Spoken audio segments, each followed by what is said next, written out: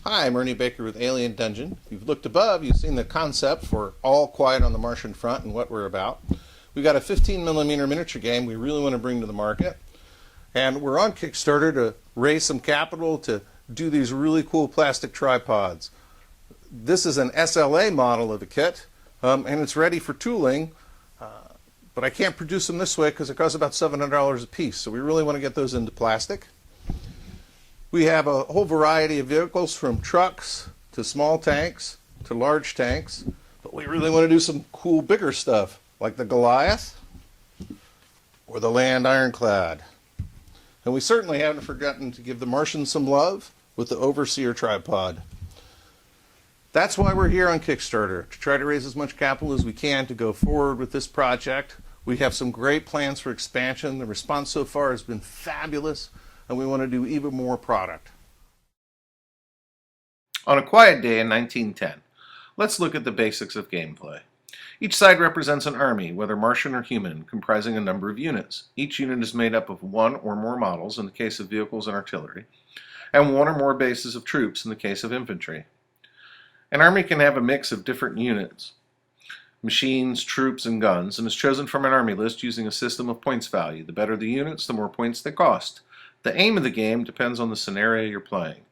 Usually one side has to take an objective from the other or sweep the enemy from the field. But either way, you'll need to destroy as many enemies as you can and try to stay alive if you're going to win. The game progresses in turns, and in each turn both armies get to move all of their units and make attacks. Whether you get to go first or second is determined by an initiative dice test made at the start of the turn. It is worth noting that we allow most units to move twice each turn, once before they make their attacks and once afterwards. This allows for some interesting tactics for both sides, and especially for the vulnerable humans who must make what they can of all available cover. The game uses 10-sided dice to work out attacks and is designed to give fast but realistic results. The more damage you score on a big target, the greater the chance of a critical result. So concentrate your fire against those nasty Martian tripods, if you can. Some mention must also be made of hidden units, which we make allowance for in the form of blip counters that can move about the battlefield and are only revealed when they are shot at, approach closely, or if they decide to launch an attack. This enables the human forces to distract and misdirect the Martian invaders with phantom units. We also have rules for traps, like Tesla proximity mines and Edison wire or electrified barbed wire.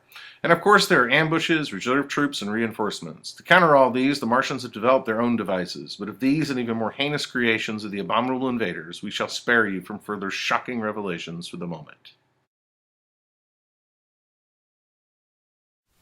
Well, we've just discussed gameplay, and I'd like to wrap up by talking about future expansion. It's one of the reasons we're on Kickstarter as well.